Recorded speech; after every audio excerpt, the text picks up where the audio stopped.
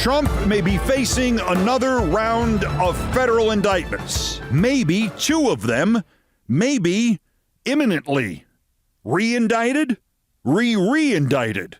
The grand jury that indicted Donald Trump last Thursday for his attempts to stop the transfer of presidential power was seen at the Prettyman Courthouse yesterday, and not for picture day or an alumni reunion. They were there, according to a report by Politico, convened again, meeting, hearing evidence of some kind about something. We do not know about what. If you can keep all of them straight, you may remember that after Trump was indicted in the stolen classified documents case, a superseding indictment on the documents was issued. And not only was Trump re-indicted, but a third defendant, Carlos de Oliveira, the boss wants the server deleted guy, he was added to the Jack Smith rogues gallery. Frankly, there have been so many Trump indictments and so many Trump indictment stories and so much Trump indictment news that if I did not keep a spiral notebook about all of it, I don't think I would be able to keep it all straight. First documents, second documents, coup. Lord, it's like I'm rattling off the titles of the books of the Bible. It can cloud the sense that Jack Smith had clearly established three overlapping but separate types of investigations: documents, coup, and financial fraud involving Trump's various PACs and his fundraising pitches to the suckers and cultists out there to send him money to help fix the stolen election that he knew damn well was not stolen. Jack Smith's grand jury has not handed up any indictments on any of that latter money stuff yet, and it might be the easiest to prove. Politico now quotes the lawyer for the ex-con, ex-New York City Police Chief Bernie Kerik as saying his interview with the Smith team on Monday was filled with questions about, quoting the reporters, Save America PAC's enormous fundraising haul in the weeks between Election Day and the January 6, 2021 attack on the Capitol, unquote. The reporters quote the attorney Tim Parlatore as saying it's a laser focus from Election Day to January 6th. But then, and I don't want to insult Kyle Cheney or Betsy Woodruff of Politico. I mean, they have stuff that the New York Times report last night on the Kerik interview does not even mention. But I think the significance of the rest of what the attorney Tim Parlatore said may not have fully hit them. Parlatore went on to describe the rest of his client Kerik's chat with the Smiths. And it isn't about fundraising and scamming. It's about stopping the peaceful transfer of power. Jack Smith is still investigating stopping the peaceful transfer of power. He's going to indict him again. Quote, Parlatore said Smith's team didn't ask any questions about Jenna Ellis or about Mark Meadows. The team did ask a few questions about Boris Epshteyn, and the investigators asked multiple questions about Justin Clark, who was deputy campaign manager of Trump's reelection bid, unquote. Wait, Justin Clark? New shooter! Justin Clark, the lawyer at the fringes who was working the room pushing the Brett Kavanaugh nomination? The one with no visible neck? That Justin Clark? I mean, Jenna Ellis, we know. Mark Meadows flipped. Duh. Boris Epshteyn is Maggie Haberman's pick for unindicted co-conspirators 6, as Bernie Kerik is my pick for 6. But Justin Clark? After mentioning that towards the middle of 2021, Giuliani and his crew tried to convince Trump to use Save America PAC funds to pay Rudy, Politico adds, quote, there was significant tension between Justin Clark and Rudy Giuliani over Trump's strategy of contesting the results in Georgia. Kerik described to the special counsel's team a contentious phone call where Giuliani yelled at Clark and called him a liar, Parlatore said. So what is that about? Money? The attempt to coerce the Georgia Secretary of State to fraudulently create fake votes for Trump on the phone, the recorded phone call? Both? Did Rudy say anything about owning those breasts? More indictments cometh, and that right soon. Re-indicted. Prepare for it.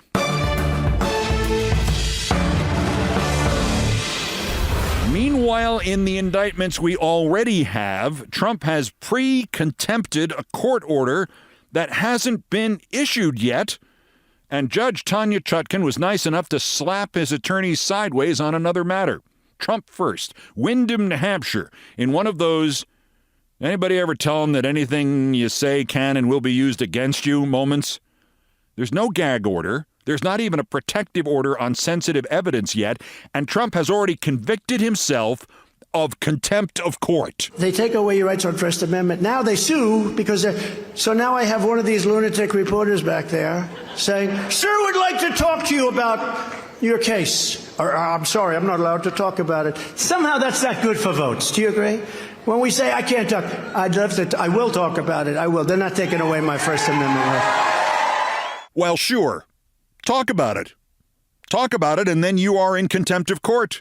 And the judge will just expand the restrictions, and sooner or later, she'll expand them so much that she will have no other choice but to put your ass in jail.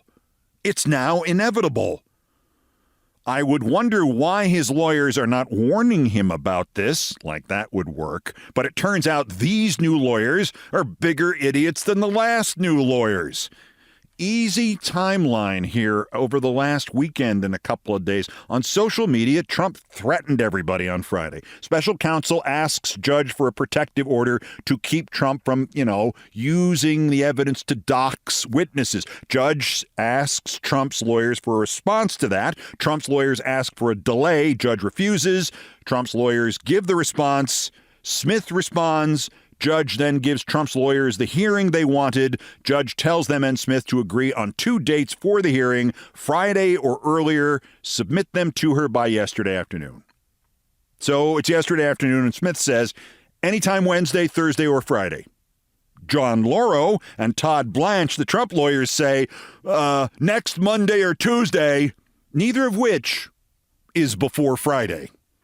So Trump's lawyers ignore what the judge asks for and sends her something else, so she steamrolls them and schedules the hearing anyway on Friday. Be there. Aloha. By the way, dollars to donuts, one or both of Trump's lawyers don't show Friday, and then Trump can claim the judge has gagged him without his attorneys being present. The old kill your parents and cry that you're an orphan ploy, which Trump had already done yesterday in New Hampshire. I'm sorry to play you 2 clips of Dementia J, but you have to hear this to set up the punchline. Is this going to be the future of elections in America, where a sitting president tells his attorney general to indict the opponent, to try and knock the opponent down? Yes. We wouldn't want a new tradition of the Attorney General of the United States indicting the president's likely election opponent. Oh, wait, who was it again who went on Fox in October 2020 and demanded that his Attorney General indict Joe Biden and Obama? All right. This Trump is so effed up, he doesn't even remember all his past threats. Okay, back to re-indictment. Mentioned yesterday that the logistical tea leaves confirmed. Fani Willis is going to the Fulton County grand jury for the Georgia indictments presently, but no earlier than tomorrow. Now, ABC, the New York Times, and The Guardian, probably others, are all reporting it'll probably be next week. The Times uses the same divining rod that the Atlanta Journal-Constitution used yesterday. 2 subpoenaed witnesses confirmed they had not gotten the follow-up notice that they need to show up, the one that arrives 48 hours before you have to show up. So that means they could not get them now until today, Wednesday, which would mean a grand jury hearing Friday, but they're not starting this on Friday. So, next week. Guardian says as early as Tuesday. The Atlanta paper may have the best tidbit about this. Roads are already closed around the courthouse. And by the way, as I recall the details of the new Fani Willis grand jury, it was one of 2 grand juries, and the meeting days were not the Tuesday-Thursday schedule of the federal court in D.C., but a Monday, Tuesday, Thursday, Friday schedule, or whatever that is worth. And of course, besides getting re-indicted, Trump has already set himself up for a gag order in Georgia or maybe a defamation suit. 4 years ago, Fani Willis was a defense attorney, and briefly she was a defense attorney for a rapper calling himself YSL Mondo. The Trump campaign uncovered this and used the same magic wand with which Trump has skated through life. 2 and 3 are practically the same number, so let's just say 2 and 3 are the same number. And if 2 and 3 are the same number, well then 2 and 3 placed next to each other, well that's the same as 2 or 3. Therefore, the number 2 is exactly the same as the number 23. Thus, Fani Willis used to be YSL Mondo's attorney. She does not announce this to the entire world first thing every morning. Therefore, she's hiding it. Therefore, she was hiding a relationship with a rapper. And therefore, all rappers are gang members. Therefore, she's a DA. She prosecutes gang members. Therefore, she was, quote, caught hiding a relationship with a gang member she was prosecuting. But wait, there's more. Now, Trump sees this and sees one word and one word alone, relationship. And that means only one thing to him. Waka, waka, waka. They say that she was after a certain gang and she ended up having an affair with the head of the gang or a gang member. And this is a person that wants to indict me. Donald Trump is trash. Pure human garbage. Re-indict. Of course, this whole 78 counts and counting thing against Trump is just going to go away because Matt Gaetz has just figured out how to get him out of all this. Quote, you can actually bring Trump in to give testimony before Congress and in doing so, immunize him. Gaetz told this to one of the right-wing streaming propagandists, the one with the Charlie Brown balloon head, I think. And even he was not buying this. When has this been done before, he asked. Gaetz answered cheerfully, it hasn't. And it hasn't because a grant of immunity by Congress means they can't use what you say at your congressional hearing in any prosecution of you. It doesn't mean they can't prosecute you. It's not a pardon. Besides, even if they did do something that cockamamie, what is Trump going to reveal? What is he going to testify to that he could then wipe off the prosecutorial blackboard? Is he going to tell the truth? He doesn't even remember he demanded that Bill Barr indict Joe Biden late in the 2020 campaign. And there's one more thing about Trump indicted and re-indicted and re-indicted. We appear to be seeing the law of diminishing returns finally kicking in, thank God. I've already mentioned here that the Trump fundraising windfall after the first Jack Smith indictment was only about half of the windfall after the Alvin Bragg indictment. Now, Axios has analyzed Google Trends for the various Trump indictments. The scale on Google Trends is from a minimum of 1 to a maximum of 100. The Mar-a-Lago search was a 65 out of 100. The Stormy Daniels indictment announcement, that banged the gong, 100. The classified documents indictment was a 52. And the early data on the coup indictments, the Google trend number of 42. So let him be re-indicted. The financial benefit is waning and... Wait. Have I said re-indicted like 8 times already? What is this? Why is this word preying on my brain? Re-indicted. Re-indicted. Oh, I feel a song coming on. Oh, Nancy. Re-indicted and it feels so good. Re-indicted like it's smiling wood. There's one perfect fit and sugar prison is it. The country's so excited cause he's re-indicted. Hey, hey. Thank you, Nancy Faust.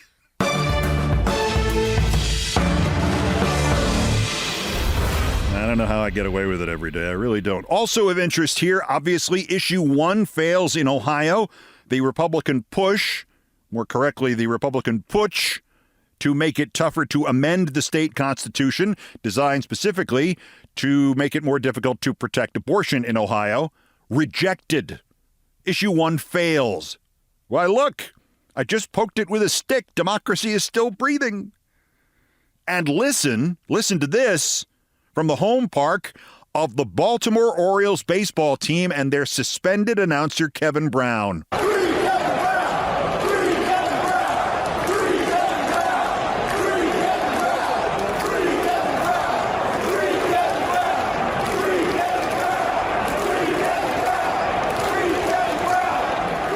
And they are freeing Kevin Brown. He is coming back to the Orioles booth. About a dozen baseball broadcasters went on the air and pancaked the Baltimore Orioles for this madness. But the bad news is a lot of other broadcasters wanted to do so, but were afraid to. Because this premise that the job of a TV sports play-by-play man is to say only positive things about his team or he will be beaten severely, this is rapidly taking hold in baseball and basketball and hockey, and that's why you heard all the announcers say what they did in defense of Kevin Brown, because ask not for whom the bell tolls. That's next. This is Countdown. This is Countdown with Keith Olbermann.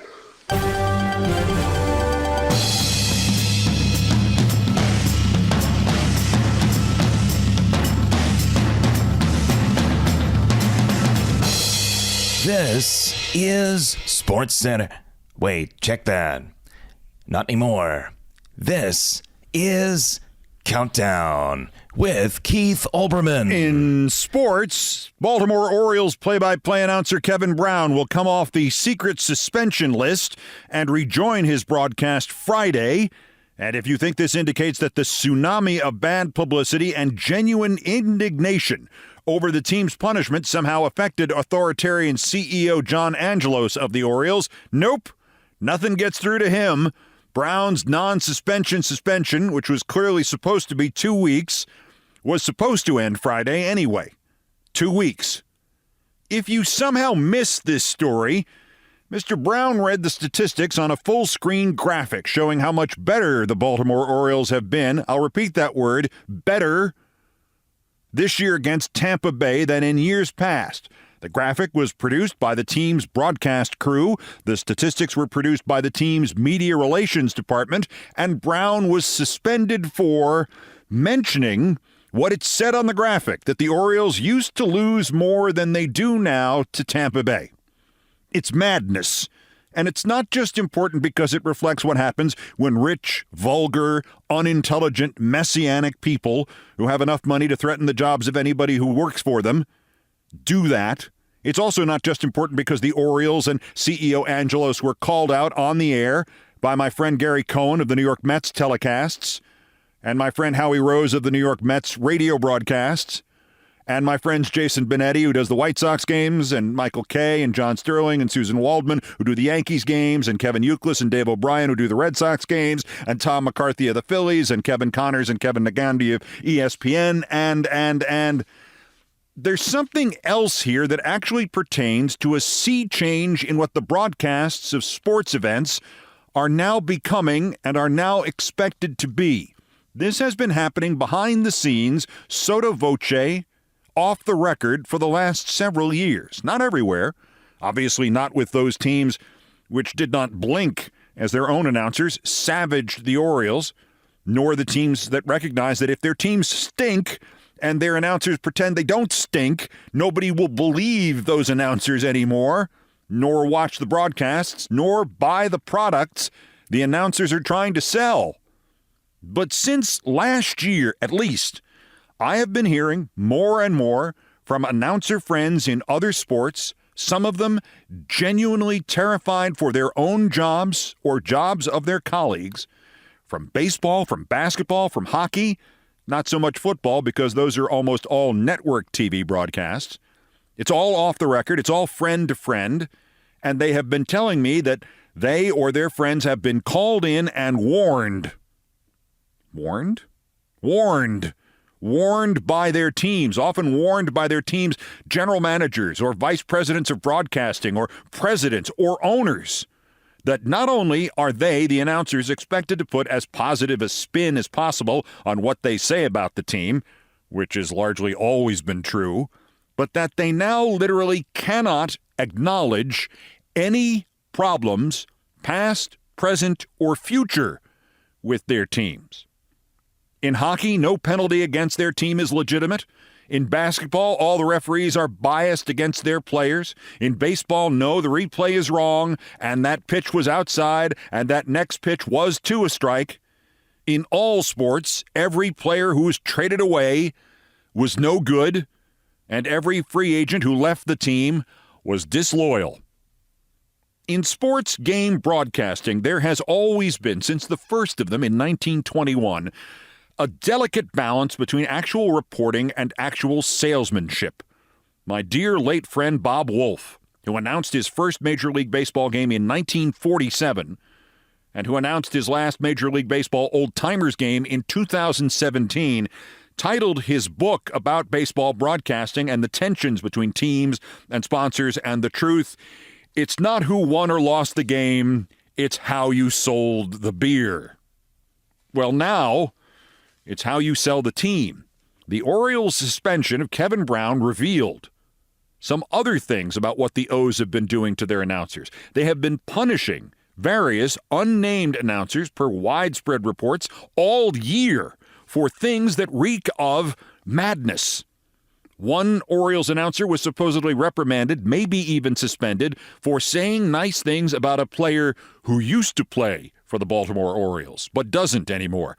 Brown's suspension for this Orwellian crime of admitting that the O's have not always been at war with East Asia, or at least that they have not always been winning the war with East Asia.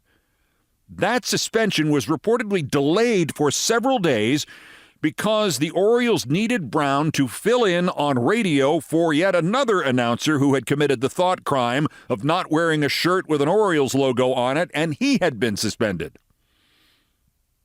It is fitting that this slow but unstoppable conversion of the sports broadcast in many different sports from mix of truth and promotion into pure propaganda and indeed something close to brainwashing bubbled to the surface, at least in terms of general knowledge, because a baseball team, one with the second best record in the game, enjoying a glorious Renaissance season, decided to punish its announcers anyway, even though everything is going great.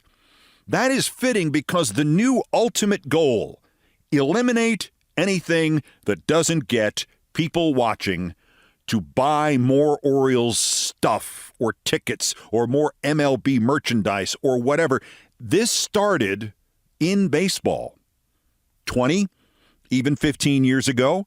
Every one of the news stories on baseball's owned website carried a note at its end. This story was not subject to the approval of Major League Baseball or its clubs.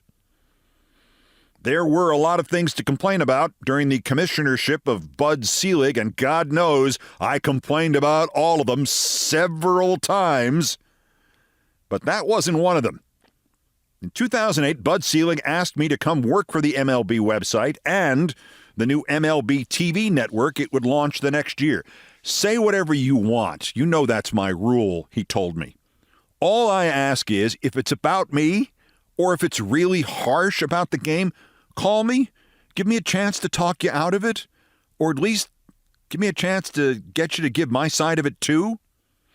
We couldn't make the MLB TV network thing work out because I already had 3 TV jobs, but I worked for MLB.com for 4 years. I wrote columns for MLB.com because Bud Selig personally hired me. And then, as his time as commissioner was beginning to wind down, he ceded control of the website and the network to others. And soon, that little note about the stories not being subject to the approval of the clubs disappeared. And soon, I wrote something about the owners of the Yankees that the Yankees didn't like, and my column disappeared. And soon after, when MLB Network offered me my own daily show, the offer disappeared within days after the Yankees found out and warned the network president that they would not allow it to happen and would kick all the MLB Network cameras out of Yankee Stadium if it did. And even if you didn't know those inside, really they only apply to me things, if you last watched the MLB Network in 2009 or 2010 and then you skipped ahead and turned it on today, you would recognize the deterioration in the editorial content within minutes, maybe seconds. There are some pros like Brian Kenny and Adnan Virk who do not carry the new water and sneak in facts. But the rest of them? Every team is undefeated. Every baseball player is a superstar. Every player error is just symbolic of their extraordinary effort. Every team punting on its season and trading away its star players to other teams. Why, what an opportunity they're providing for the next stars of the game to emerge. A team starving its franchise and its fans and then abandoning its home city of 55 years to go move somewhere else. Well, it's the dawn of a new era, and who knows? It might also be an opportunity for an expansion team in the abandoned city. MLB Network, which you used to be able to watch for more than an hour at a time, is 90% of the time now useless. It is uninsightful propaganda because you can never say anything negative. Everybody is perfect. It does not seek to inform. It barely seeks to entertain. It is there to get you to buy stuff. Winter before last, Bud Selig's successor as baseball commissioner, Rob Manfred, fired MLB Network's top reporter, probably baseball's top reporter, Ken Rosenthal, even though Ken Rosenthal is the best part of the Fox Network baseball game broadcasts, including the World Series. MLB Network fired a guy who was on the World Series broadcasts every year. And there was no great mystery as to why they would do something that petty and stupid. Rosenthal had been critical of Commissioner Rob Manfred in columns for the website The Athletic. And not only can't you be critical of baseball or Rob Manfred on MLB Network, and by the way, Manfred thinks he and baseball are one and the same, but you can't have been critical of Rob Manfred and then be on MLB Network ever. And now this attitude, the correct word for it is editorial dictatorship. This attitude is overtaking the local broadcasts of baseball games and hockey games and basketball games, and I assume football games on the radio.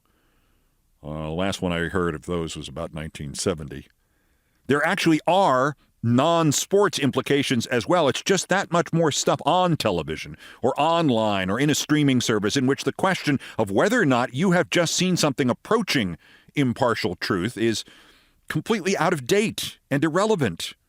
That question has been replaced by another question, whether or not what you have just seen has been enough of an infomercial, or if somebody like Kevin Brown has just been screamed at or humiliated or suspended for not selling you hard enough on something.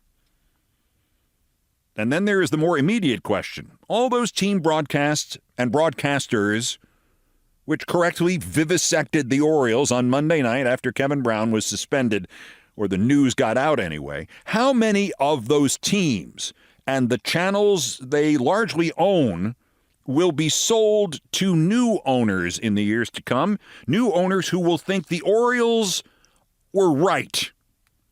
And how soon will this happen? And what happens to the honest sportscasters after the sales happen?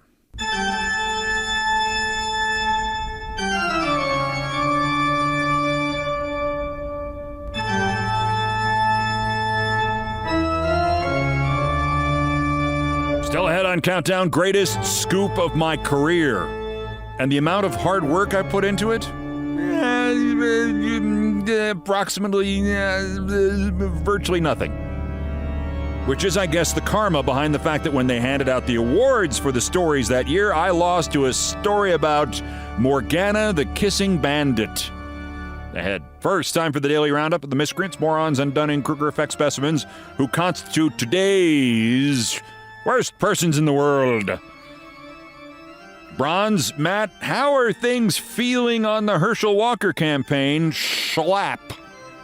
He tweeted a photo of himself on a pretend news studio set with the caption, quote, Newsmax, where we hang out.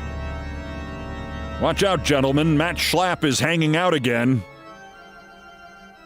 Runner-up Mike Pence qualified for the Republican debate. Yay. Could they fight, by the way? Is that possible? Anyway, Pence's spokesman immediately put out a statement taking a shot at Pence's old boss. Quote, hopefully former President Trump has the courage to show up, which, of course, is more or less what Trump said about Pence on January 6th, and which would be a sicker burn if, Pence had at any point in the preceding 2.5 years actually done anything about bringing Trump to justice for January 6th. But our winner, Franklin Graham, son of the original religious con man Billy Graham. Franklin Graham has now joined the attacks on the U.S. women's national soccer team after its loss in the World Cup. Graham writes, I used to pull for our women's soccer team. Liar.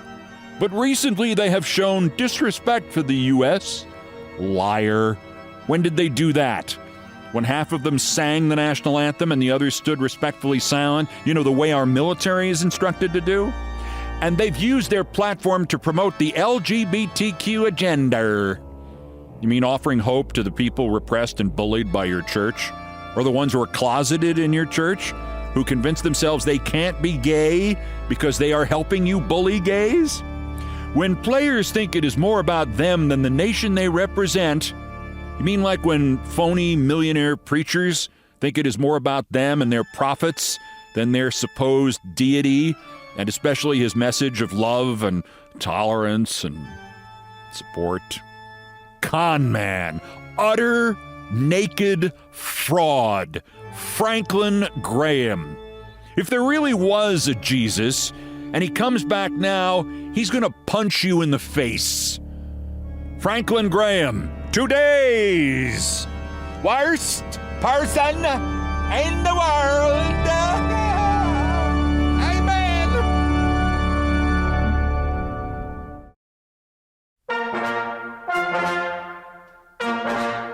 Just ahead, it was the story I broke that garnered the greatest amount of publicity I ever got for one of these. It was also the story I broke that I worked the least to break.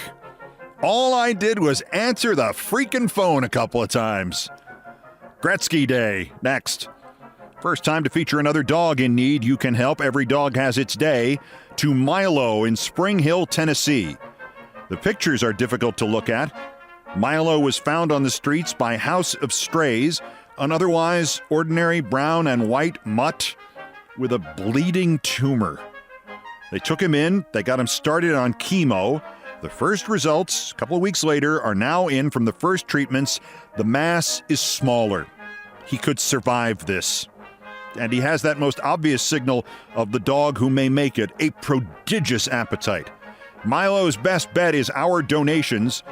You can do so and find him at cuddly.com or check my Twitter feeds for Milo. Milo thanks you. And I thank you.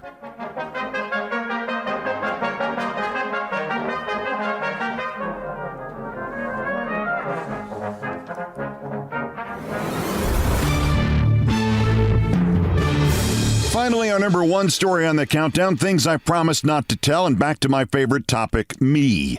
This is 34 years ago, so it was August 8th, 1988 on the West Coast, but by the time I got the story on the air at 10 p.m. PDT and it made all the wires, that made it August 9th, 1988, so happy double-day anniversary, Wayne Gretzky. Just after dinner, the phone rang in my office at Channel 5 in L.A. Hi, I'm a viewer. I took a deep breath. You never knew where a call that started like that was going to end up. I just wanted you to know I was out golfing at the Riviera Club this afternoon, and Bruce McNall, the owner of the Kings, well, he just walked through the locker room saying, hey, guys, if you want to buy your season Kings tickets, do it now. I just traded for Wayne Gretzky. The price is going to go up next week. To be polite to the viewer, I asked a few questions, but frankly, the story was pretty stupid.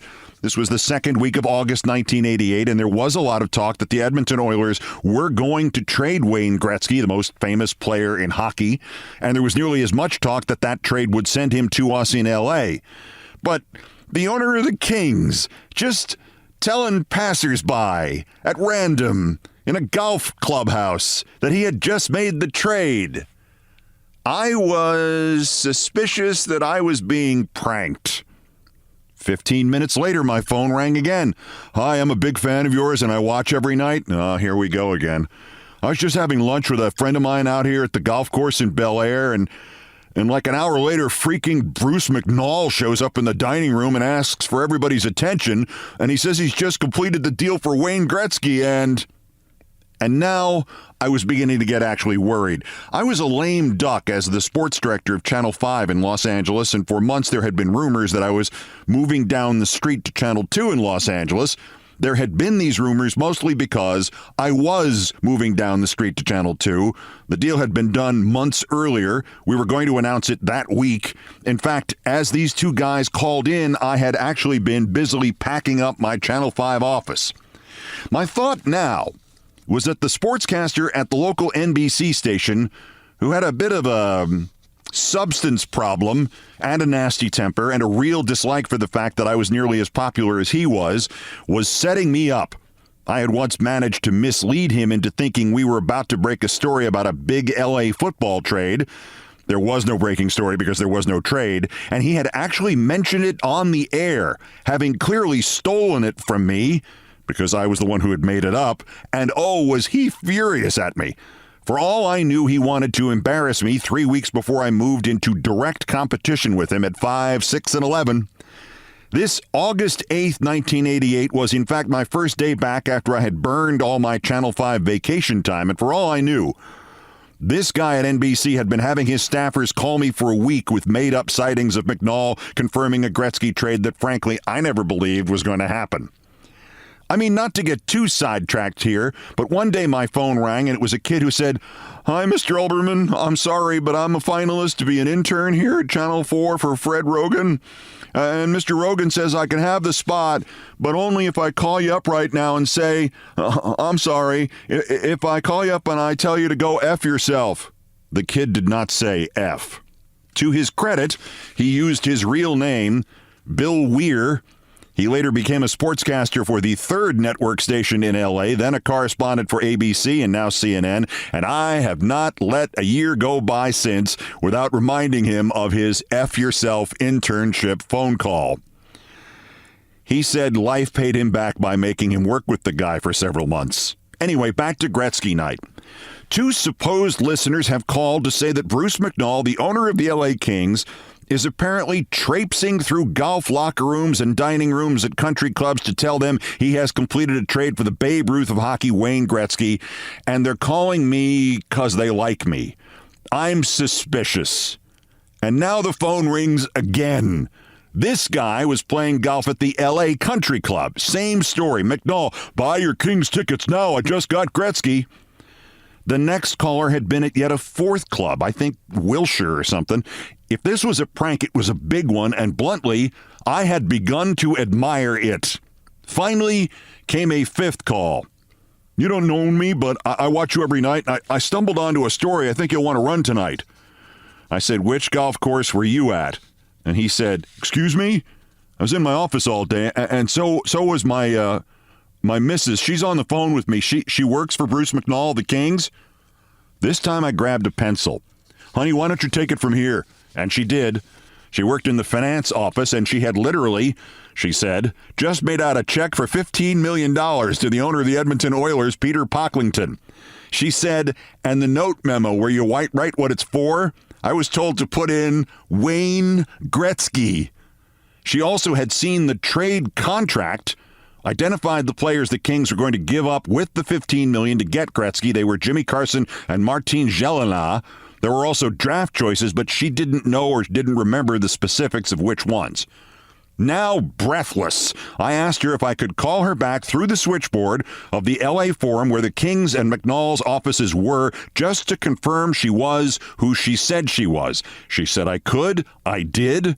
She was. I believe, in fact, she turned out to be the only person on the McNall financial team that did not get charged with something. So now I went in to talk to my news director and to the producer of our newscast. We were not on until 10 p.m. It was now about 7. They were very excited, and they said that given that I had exact details from a King's source, plus the 4 witnesses to the owner of the team shooting off his big bazoo at every golf course he could reach, that we should run it, and that we should run it as the lead news story right at the start of the newscast that night, which we did. The Kings would not confirm it, obviously, but as soon as I got off the air with my sportscast, the second time I reported this story, a reporter from the Associated Press was on the phone asking me to read him my script, which he then quoted word for word and put out on their sports wire. It was on the back page of the New York Post the next day. My friends called me from New York to say, hey, your sportscast is on the back page of the New York Post along with this big picture of Wayne Gretzky. The leak caused the Kings to move up the announcement of the deal from their original plan, which was Thursday the 11th, to the next night, Tuesday the 9th. A Kings vice president told me at the press conference that the Oilers were enraged because they had wanted to hold off until the 11th because the deadline for their season ticket holders to get their deposits back were Wednesday the 10th. The Kings were nice enough to let me, of all the TV guys, interview Gretzky first live, and I congratulated Wayne on the move, and he actually congratulated me on the scoop, and I said I didn't do anything but answer the phone, and he thought about it for a second and said, pretty much the same for me, and we've been friendly ever since. But the laziest scoop of all time did eventually come back with a sting for me and some payback. A year later, we all submitted our best stories for consideration for the local Emmy for Best TV Sports Reporting for the calendar year 1988. I submitted, surprise, surprise, the Gretzky scoop. The Emmys were always judged by a committee of television types from a different city, so you didn't have that home LA bias. And the guy from NBC who I had first thought was pranking me about the Gretzky story had somehow found out that the Emmys for 1988 would be judged in 1989 in Ohio, in Columbus, Ohio, I think. So he managed to get an interview with Morgana the Kissing Bandit, who is this scantily clad, buxom woman you may remember, who in the old days of innocence used to bribe her way onto Major League Baseball fields and bounce out onto the plate or the mound, and she'd go and kiss stars like George Brett and Nolan Ryan during games. Morgana Roberts, lived near Columbus, Ohio. So sure enough, at the Emmys the next year, my exclusive report of the trade of hockey's greatest player, Wayne Gretzky, was one of the finalists for the Los Angeles Best TV Sports Reporting Emmy. But in the ceremony, and it was at some old landmark hotel in Pasadena, they showed clips of all the pieces that were finalists and then announced that the winner was Fred Rogan, KNBC, for being chased by Morgana the Kissing Bandit. My agent stood up and booed. My girlfriend punched me in the arm and said, let's get out of here and go drinking. We left.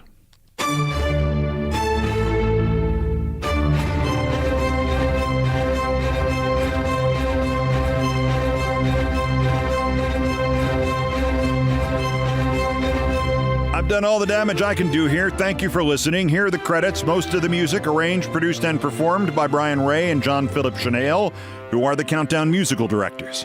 All orchestration and keyboards by John Philip Chanel. Guitars, bass, and drums by Brian Ray. Produced by TKO Brothers. Other Beethoven selections have been arranged and performed by the group No Horns Allowed. You heard them for Every Dog Has Its Day. The sports music is the Olbermann theme from ESPN2, and it was written by Mitch Warren Davis and appears courtesy of ESPN Inc. Musical comments from Nancy Faust, the best baseball stadium organist ever. Our announcer today was my friend John Dean. Everything else was pretty much my fault. So that's Countdown for this, the 945th day since Donald Trump's first attempted coup against the democratically elected government of the United States. Arrest him again while we still can. The next scheduled countdown is tomorrow. Bulletins as the news warrants. Till then, I'm Keith Olbermann. Good morning, good afternoon, good night, and good luck.